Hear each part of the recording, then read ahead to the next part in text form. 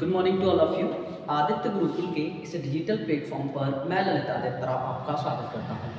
और आज हम पढ़ने वाले हैं स्टैटिक जीके का एक टॉपिक जिसका नाम है भारत में मंदिर निर्माण की शैलियाँ। समझिएगा, इसमें जैसा कि बताया गया कि जो मंदिर निर्माण की शैली है वो तीन है: नागर शैली, बेसल शैली और द्रविड़ शैली। जो नागर शैली है वो गुजरात से ऊपर और जम्मू कश्मीर के क्षेत्र में मिलेगी, इसको उत्तर भारत कह रहे हैं। जो बेसल शैली है वो गुजरात से नीचे और कर्नाटक के ऊपर तक मिलेगी, और जो कर्नाटक से नीचे तमिल तक मिलेगी वो द्रविड़ शैली कहलाएगी। तो हम ये समझ पाए कि जो मंदिर निर्माण की शैलियां हैं वो तीन टाइप की होती हैं, और हमें पहला ये पढ़ना है कि नागर शैली क्या होती है। तो जानिएगा, हमें पहला ये पढ़ना है कि नागर शैली क्या है।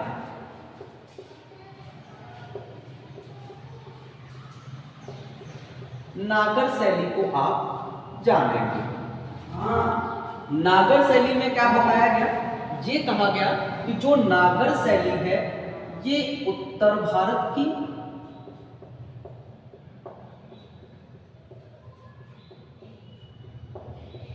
मंदिर निर्माण की, उत्तर भारत के मंदिर निर्माण की शैली है। उत्तर भारत के मंदिर निर्माण की शैली है। और जो नागर शैली है इसके तीन टाइप हैं। जो नागर शैली है इसके तीन टाइप हैं। कौन कौन से टाइप हैं? तो पहला बताया गया कि इसमें आएगी ओडिसी शैली,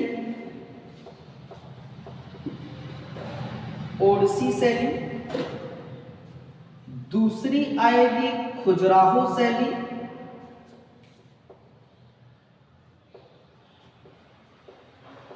और तीसरी आएगी सोलंकी शैली।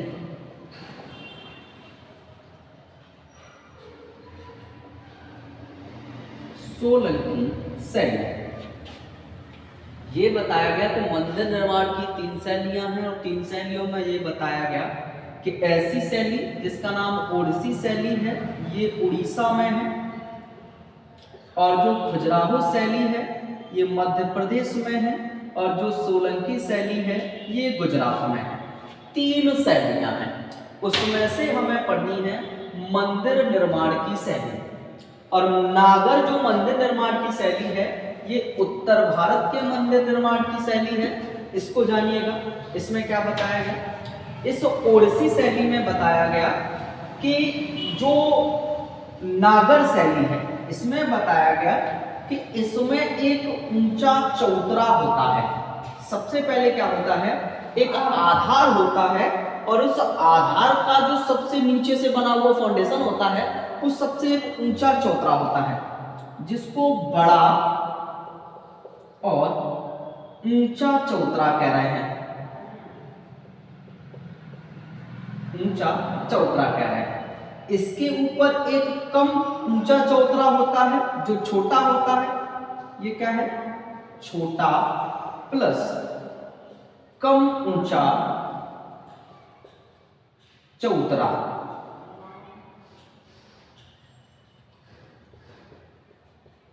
कम ऊंचा चौतरा होता है। सबसे नीचे जो बड़ा चौतरा है और उसके ऊपर छोटा चौतरा होता है। बताया गया कि जो बड़ा वाला चौतरा होता है उस बड़े चौतरे को कहते हैं जगती। इस बड़े चौतरे को कहते हैं जगती। जगती के ऊपर जो छोटा चौतरा है इसको कहते हैं पीठ। जगती के ऊपर जो छोटा चौतरा होता है उसको पीठ कहते हैं। इस पीठ के ऊपर बना होता है गर्भगृह। यहां पर क्या बना होता है, गर्भगृह। गर्भगृह के बाहर यहां पर गर्भगृह से जुड़ा ही बरामदा होता है। गर्भगृह से जुड़ा हुआ क्या होता है, बरामदा होता है, और इस बरामदे को कहते हैं मंडप। बरामदे को कहते हैं मंडप। गर्भगृह से जुड़ा ही क्या होता है, बरामदा होता है और बरामदे पे होता है मंडप। गर्भगृह की जो छत होती है वो शंकुनुमा होती है। ये क्या है? गर्भगृह की छत। ये क्या है? गर्भगृह की जो छत है वो बरामदे नुमा होती है। इसको क्या कह रहे हैं साहब? इसको कह रहे हैं शिखर। इसकी जो छत होती है उसे शिखर कह रहे हैं। और जहां पर शिखर खत्म होता है और जिस भाग में यहां तक मंदिर बना, अब इसके ऊपर क्या रखेंगे? कलश। इसके ऊपर क्या रखेंगे? कलश। इसके ऊपर क्या रख रहे होंगे? कलश रख रहे होंगे। तो ये बताया गया कि जहां पर पहला कलश रखा होता है उसको, जो मंदिर का ऊपर का गोलाकार हिस्सा होता है, उसे आमलक कहते हैं। यानी कि ये जो जगह है इसे कहते हैं आमलक। इसे क्या कहते हैं? आमलक कहते हैं। और ऊंची चोटाई पर क्या लगा होता है? ध्वज लगा होता है। ऊंची चोटी पर क्या लगा होता है? ध्वज लगा होता है। तो ये है उत्तर भारत के मंदिर निर्माण की शैली, जिसे आप क्या कह रहे हैं? नागर शैली। ये जो पूरी आप देख रहे हैं ये नागर शैली है। तो हमने क्या जाना है कि नागर शैली किसे कह पा रहे हैं आप? तो नागर शैली 3 टाइप की है। ओडिसी शैली है, सोलंकी शैली है और खजुराहो शैली है। इसी में बताया गया कि ये सब नागर शैली के ही टाइप्स हैं। थोड़ी थोड़ी भिन्नताएं देखने को मिलेंगी, वो जान लेंगे। तो हमने क्या जाना है? हमने ये जाना है साहब, इसमें अगर पहला पॉइंट हम लिखने की कोशिश करें तो पहला ये जाना है कि मंदिर के चारों ओर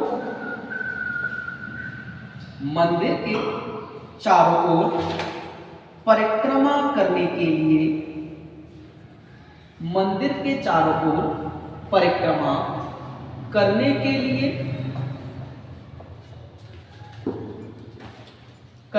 लिए बरामदे से ढका हुआ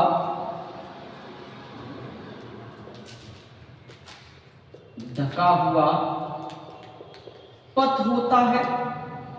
बरामदे से ढका हुआ पथ होता है। इस पथ को प्रदक्षिणा पथ कहते हैं।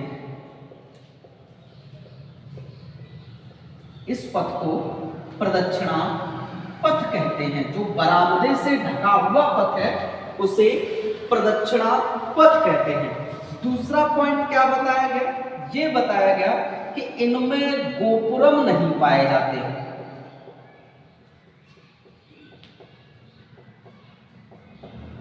गोपुरम क्या होते हैं साहब? तो इनमें गोपुरम नहीं पाए जाएंगे। और गोपुरम का मतलब बताया कि मंदिर के बाहर इनका जो दरवाजा है घुसने वाला, वो बहुत विशाल नहीं होगा, छोटा सा दरवाजा होता है। जितने भी मंदिर होंगे इन मंदिरों में घुसने का जो दरवाजा होगा वो बहुत छोटा होगा।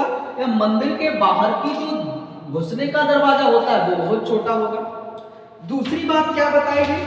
दूसरी बात बताई गई कि यहाँ जलाशय, ये बताया गया कि मंदिर परिसर में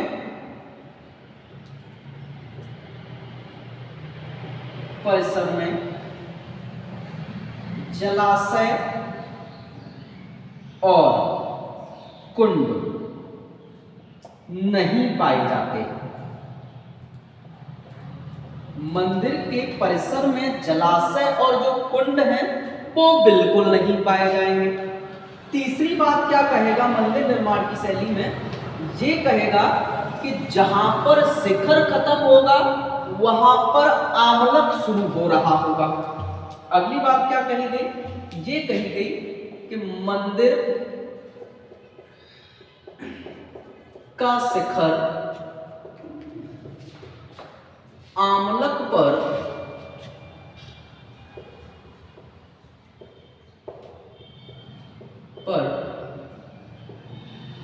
खत्म होता है। मंदिर का शिखर आमलक पर खत्म होता है। आमलक क्या होता है? तो सिंपल सी बात बताई गई कि जो आमलक होता है वो होता है साहब जहां पर कलश रखे होते हैं मंदिर की चोटी पर, उन कलशों में जो पहला कलश जिस स्थान पर रखा जाएगा उसे आमलक कहेंगे। उसे क्या कहेंगे साहब? आमलक कहेंगे। तो मंदिर के शिखर जहां पर खत्म होगा, आमलक वहां से शुरू होगा। तो आमलक क्या होता है? जहां पर शिखर खत्म हो जाता है वहां पर आमलक होता है। आगे जानेंगे, आगे क्या बताया गया, आगे ये बताया गया, यहां तक आप स्क्रीनशॉट लेंगे।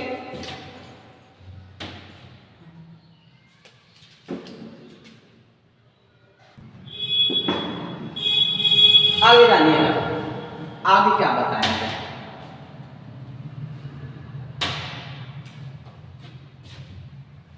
आगे समझो, आगे बताया गया कि जो मंदिर बना है, जो उत्तर भारत के मंदिर बन रहे हैं, जो नागर शैली के मंदिर हैं, इन मंदिर में बताया गया कि मंदिर के चारों तरफ बाउंड्री नहीं हो रही होगी, फ्रेंचिंग नहीं हो रही होगी, केवल खुले हुए मंदिर देखने को मिलेंगे।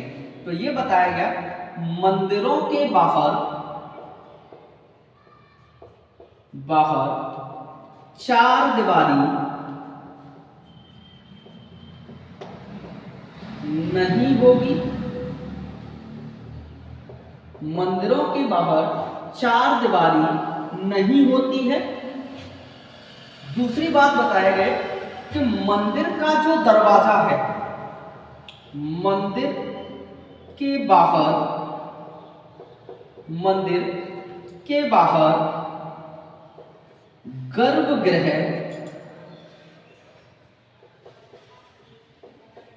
गर्भगृह पर नदी देवी के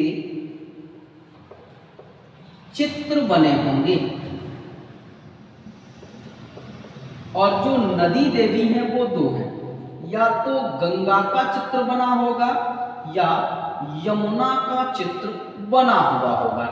जो उत्तर भारत के मंदिर हैं उनमें हमने जाना है कि मंदिर के नीचे जहां पर मंदिर बनेगा, एक सबसे बड़ा चौतरा होगा जो ऊंचा होगा, उसको जगती कहते हैं। इसके ऊपर कम ऊंचा चौतरा होगा जो छोटा होगा, उसे पीठ कहते हैं। पीठ के ऊपर जहां मूर्ति रखी जाती है वहां पर गर्भगृह बन रहा होगा। दूसरी बात, इस गर्भगृह से ही एक बरामदा जुड़ा होगा, उस बरामदे को मंडप कह रहे हैं। बरामदे और मंडप की जो छत होगी, जो गर्भगृह की छत है, उससे शिखर कह रहे हैं। जहां पर शिखर खत्म होगा और उसके ऊपर जहां कलश रखे होंगे, जहां पर पहला कलश रखा होगा, उसे आमलक कहेंगे। आमलक के ऊपर फिर क्या बन रहे होंगे, कलश रखे होंगे, अंत में ध्वजा लग रही होगी। दूसरी बात क्या बताई गई, ये कहा गया कि उत्तर भारत के मंदिर ऐसे कौन कौन से हैं। दूसरी बात क्या बताई गई, ये कहा गया कि उत्तर भारत के जो मंदिर हैं ऐसे कौन कौन से हैं। तो पहला है भीतरी गांव मंदिर। जो भीतरी गांव मंदिर है ये कहाँ है, कानपुर में है। जो भीतरी गांव मंदिर है वो कहाँ है, कानपुर में है।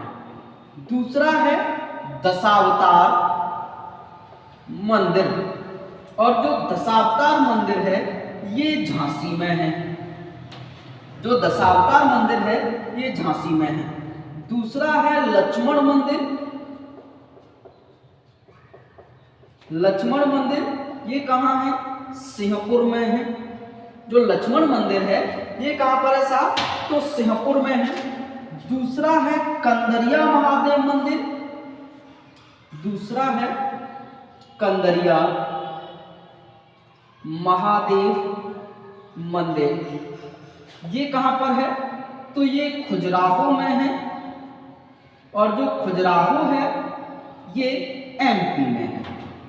खजुराहो कहाँ है, एमपी में है। तो कंदरिया महादेव की जो शैली होगी वो नागर शैली का ही दूसरा रूप यानी कि खजुराहो शैली होगी। जो कंदरिया महादेव मंदिर है वो किसका बने हुए हैं तो नागर शैली के ही, लेकिन नागर शैली की एक सब शैली है जिसका नाम क्या है, खजुराहो शैली।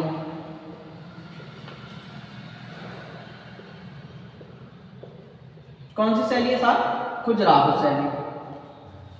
दूसरा है, अगर आपसे कहा जाए कि दूसरा मंदिर कौन सा है, जानिएगा आगे क्या बताया गया। अगला जो मंदिर है उसका नाम है लिंगराज मंदिर। लिंगराज मंदिर कहां पर है, उड़ीसा। कहां पर है साहब, उड़ीसा। दूसरा है कोणार्क मंदिर, और तीसरा है जगन्नाथ मंदिर।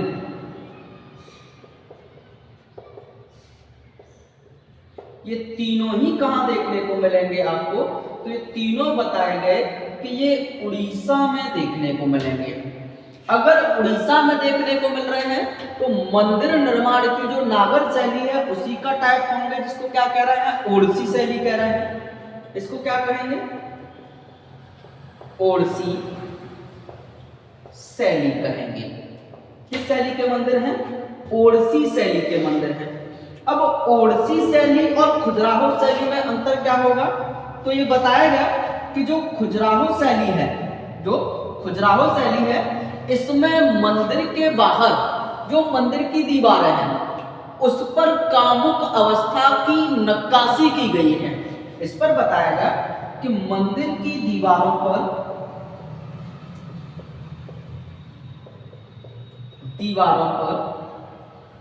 कामुक अवस्था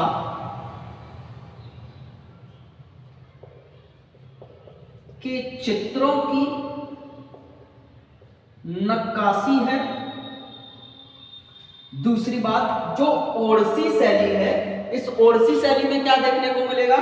मंदिर के बाहर नक्काशी तो की जाएगी लेकिन देवी देवताओं के चित्र बने होंगे। इसमें क्या होगा? दीवार पर नक्काशी में देवी देवताओं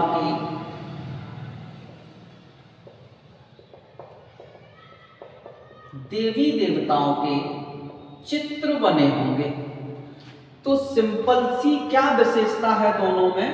ये विशेषता है कि जो खजुराहो शैली है, उस खजुराहो शैली में साहब मंदिर में जो दीवारें हैं उस पर नक्काशी तो होगी लेकिन जो नग्न अवस्था की मूर्तियां हैं उनकी नक्काशी हो रही होगी। लेकिन जो ओडिसी शैली है इसमें भी दीवारों पर नक्काशी होगी लेकिन देवी देवताओं के चित्र बने होंगे। ये दोनों में मुख्य अंतर रहेगा। अगली जो नागर शैली का टाइप है, जिसको आप क्या कह रहे थे? सोलंकी शैली। सोलंकी शैली कह रहे थे। और सोलंकी शैली कहां की है? तो आप बताएंगे कि जो सोलंकी शैली है ये गुजरात की है। और गुजरात में क्या है? सूर्य मंदिर है। और जो सूर्य मंदिर है वो कहां बना है? मोढेरा में बना है। मोढेरा कहां है? गुजरात में है। तो ये जो सूर्य मंदिर है वो किस शैली का है? तो सोलंकी शैली का है। अब इन तीनों में क्या विशेषता है? तो हमें ये देखने को मिली कि खजुराहो में नक्काशी है लेकिन कामुक अवस्था के चित्र हैं। कोणार्क में दीवारों पर चित्र देवी देवताओं के हैं। लेकिन जो सोलंकी शैली है, इस सोलंकी शैली में हमें ये देखने को मिल रहा है कि इस सोलंकी शैली में मंदिर का जो परिसर है उसमें छोटे छोटे जलाशय या कुंड मिले हैं। इसमें क्या बना होगा? मंदिर के परिसर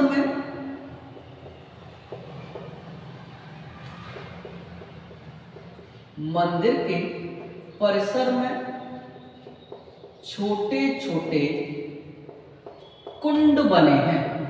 संभवतः ऐसा इसलिए हुआ होगा कि गुजरात जो है वो पथरीला क्षेत्र है। अगर पथरीला क्षेत्र है तो जल की आपूर्ति कम रही होगी। अगर जल की आपूर्ति है तो मंदिर में क्या बना दिए गए होंगे? छोटे छोटे कुंड बना दिए गए होंगे। तो यहां तक तो आपको कोई समस्या नहीं, आप स्क्रीनशॉट लेंगे। आगे जाने का, आगे आपको जानना है द्रविड़ शैली के बारे में। पहले द्रविड़ शैली जानेंगे, फिर उसके बाद हम वे सब शैली को अपने आप ही समझ जाएंगे। तो द्रविड़ शैली में जानिएगा, तो द्रविड़ शैली में ये बताया गया कि ये दक्षिण भारत के मंदिर निर्माण की शैली है।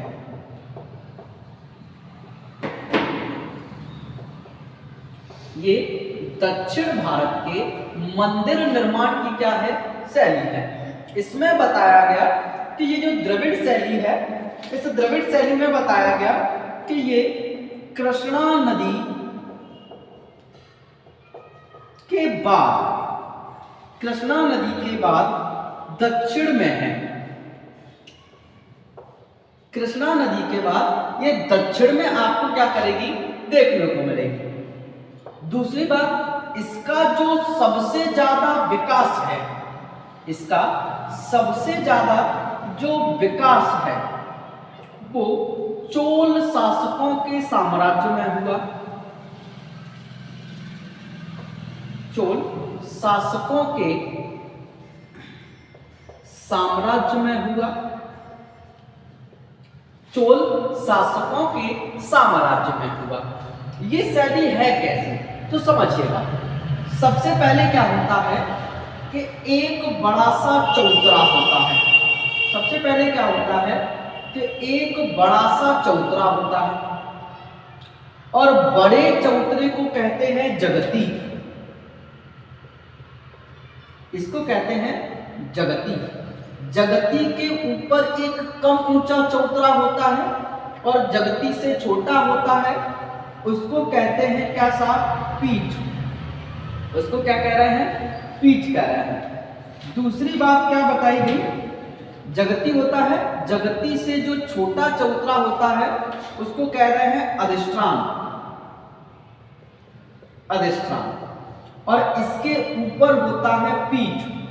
इसके ऊपर क्या बना होता है, इससे छोटा चौतरा होता है जिसको कह रहे हैं पीठ। इस जो पीठ है, इस पीठ जो पीठ है, इस पीठ के ऊपर क्या बना होता है, गर्भगृह बना होता है। इसके पीठ के ऊपर क्या बना होता है, गर्भगृह बना होता है। और गर्भगृह में क्या रखी होती है, मूर्ति रखी होती है। दूसरी बात, इस तो मंदिर के गर्भगृह के बाहर जहां दरवाजा होता है, उसके बाद ये वाला जो स्थान है वो खाली होता है। इसको कह रहे हैं अंतराल। क्या कह रहे हैं, अंतराल कह रहे हैं। अंतराल के बाद क्या बना होगा, मंडप बना होगा। अंतराल के बाद क्या बना होगा, मंडप बना होगा। मंडप के बाद इससे भी छोटा मंडप के बाद क्या बना होगा, तो मंडप के बाद इससे भी छोटा मंडप बना होगा। छोटा मंडप बना होगा। अंतराल जो खाली स्थान होगा, अंतराल के बाद मंडप, मंडप के बाद छोटा मंडप। अब जो गर्भगृह है, इस गर्भगृह का जो शिखर है, ये जो शिखर है वो बहुमंजिला होगा। ये जो शिखर है वो कैसा होगा, बहुमंजिला इमारत होगा। इसका जो शिखर है वो क्या होगा, बहुमंजिला। ये क्या है, शिखर। और शिखर कैसा होता है, तो बहुमंजिला होता है। शिखर होता है, बहुमंजिला इमारत होता है। दूसरी बात क्या होती है कि जहां पर मंदिर खत्म होगा, जो मंदिर में घुसने का प्रारंभिक एंटर गेट होगा, जो इस मंदिर से भी बड़ा होगा। क्या बताया गया कि ये जो मंदिर का बाहर का गेट है, ये वाला, ये बताया गया कि मंदिर के जो बाहर का गेट होता है, जो एंटरिंग गेट होता है, ये मंदिर से भी जो मंदिर के बाहर का गेट है वो मंदिर की एंट्रेंस से भी ज्यादा बड़ा होता है। ये वाला जो गेट है ये क्या होता है, इसे कह रहे हैं गोपुरम। गोपुरम क्या होता है, मंदिर के बाहर का गेट होता है जो मंदिर से भी बड़ा होता है। और ऐसे गेट केवल दक्षिण भारत के मंदिर में देखने को मिलते हैं, जिसको क्या कह रहे हैं, द्रविड़ शैली के मंदिर कह रहे हैं। तो हमने ये जाना है कि मंदिर में जो सबसे बड़ा चौतरा है उसे जगती कह रहे हैं। जगती के बाद एक छोटा चौतरा होगा, उसे अधिष्ठान कहेंगे। अधिष्ठान के बाद एक छोटा चौतरा होगा, उसे पीठ कहेंगे। और पीठ के ऊपर गर्भगृह बना होगा जिसमें मूर्ति लगी होगी। दूसरी बात क्या बताई, अब गर्भगृह के बाहर कुछ खाली स्थान होगा, खाली स्थान के बाद एक बड़ा सा मंडप बना होगा, और मंडप के बाहर एक छोटा सा मंडप होगा। क्लियर बात है ना। और उसके बाहर गेट लगा होगा। गर्भगृह के ऊपर बहुमंजिला इमारत बन रही होगी जिसको शिखर कह रहे हैं। क्लियर बात है ना। अब इसमें मुख्य इंपोर्टेंट पॉइंट क्या रहेंगे वो जान लें। मुख्य इंपोर्टेंट पॉइंट क्या रहेंगे, तो ये बताया गया कि जो विमान होता है, जो विमान होता है या जिसको हम शिखर कह रहे हैं, जिसको हम शिखर कह रहे हैं, ये बहुमंजिला होता है और प्रत्येक मंजिल देवता से संबंधित होती है। दूसरी बात बताई गई कि एक मंडप होगा और इससे जुड़ा हुआ एक अर्ध मंडप होगा। दूसरी बात, जलाशय पाए जाएंगे और गोपुरम पाए जाएंगे। जलाशय पाए जाएंगे और गोपुरम पाए जाएंगे। तीसरी बात, जो मंदिर का द्वार है, द्वार पर मूर्ति किसकी लगी होगी? उत्तर भारत में नदी देवी की लग रही थी, यहां पर जो मूर्ति लगी होगी वो यक्ष की लग रही होगी और यक्षिणी की लग रही होगी। यक्ष और यक्षिणी की मंदिर के बाहर क्या लगी होंगी? एंट्रेंस पर मूर्तियां लगी होंगी। क्लियर बात है ना? ठीक है, तो आप यहां तक स्क्रीनशॉट लेंगे, आगे जानिएगा। आगे जानेंगे, आगे क्या बताया गया? आगे बताया गया कि जो द्रविड़ शैली है, इस द्रविड़ शैली के कौन कौन से मंदिर होंगे। जो द्रविड़ शैली है इसके कौन कौन से मंदिर होंगे, तो बताया गया कि पहला है बृहदेश्वर मंदिर। और जो बृहदेश्वर मंदिर है ये कहां पर है? ये तंजावुर में है। बृहदेश्वर मंदिर कहां पर है साहब? तो आप बताएंगे कि तंजावुर में है। दूसरा जो मंदिर है वो है शिव मंदिर, शिव मंदिर। और शिव मंदिर कहां पर है? तो शिव मंदिर है गंगईकोंड चोलपुरम में। गंगईकोंड चोलपुरम में क्या है साहब? शिव मंदिर है। तीसरा जो मंदिर है वो है महाबलीपुरम मंदिर, पुरम मंदिर। और जो महाबलीपुरम मंदिर है ये कहां पर है साहब? तो बताएंगे ये महाबलीपुरम में है, महाबलीपुरम में है। चौथा जो मंदिर है उसका नाम है कैलाशनाथ मंदिर, नाथ मंदिर। और कैलाशनाथ मंदिर कांचीपुरम में है। कैलाशनाथ मंदिर कांचीपुरम में है। अगला जो मंदिर है वो है बैकुंठ पेरुमल मंदिर। और जो बैकुंठ पेरुमल मंदिर है ये कांचीपुरम में है। अगला जो मंदिर है उसका नाम है मुक्तेश्वर मंदिर। और जो मुक्तेश्वर मंदिर है ये भी कांचीपुरम में है। तो आपने ये जाना कि मंदिर निर्माण की कितनी शैलियां हैं साहब? 2 शैलियां हैं। पहले आपने जानी नागर शैली, फिर आपने जानी द्रविड़ शैली, और अब जो आपको जाननी है वो है बेसर शैली। समझिएगा बेसर शैली। अब जो आपको जाननी है वो है बेसर शैली।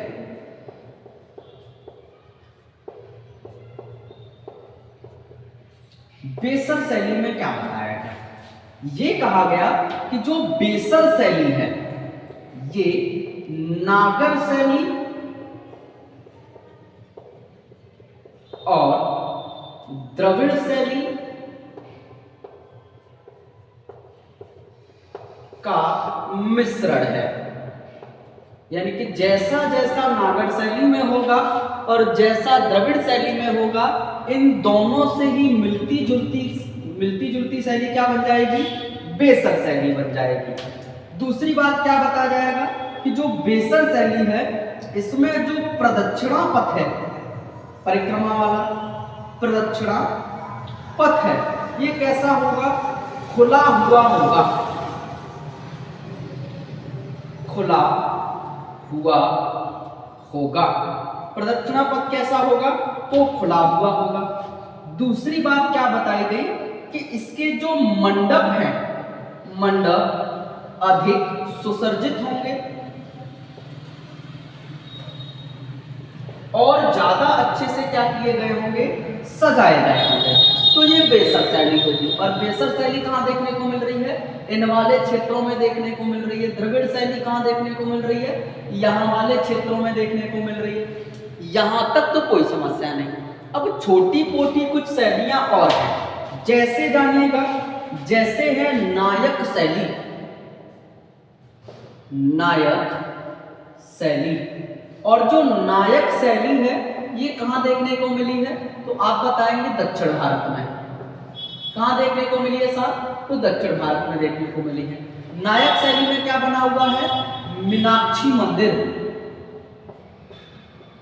मीनाक्षी मंदिर बना हुआ है। नायक शैली में क्या बना हुआ है, मीनाक्षी मंदिर बना हुआ है। ये कहाँ की शैली है, तो आप बताएंगे दक्षिण भारत की शैली है। दूसरी जो शैली है वो है विजयनगर शैली। विजयनगर शैली, और जो विजयनगर शैली है, इस विजयनगर शैली में क्या बना हुआ है साहब, तो इसमें बना हुआ है विट्ठल स्वामी मंदिर। विट्ठल स्वामी मंदिर बना हुआ है विजयनगर शैली में। और ये कहां पर देखने को मिलेगा, तो ये विजयनगर में देखने को मिलेगा। कहां देखने को मिलेगा साहब आपको, तो विजयनगर में देखने को मिलेगा। यहां तक तो आपको कोई समस्या नहीं है। तो हमने ये जाना है कि नागर शैली किसे कह रहे हैं, बेसर शैली किसे कह रहे हैं और द्रविड़ शैली किसे कह रहे हैं, तीनों में क्या अंतर है, क्या मुख्य विशेषता है, कैसे पहचान कर पाएंगे, क्या क्या देखने को मिलेगा। तो आज आपको इतना ही पढ़ना है। Thank you.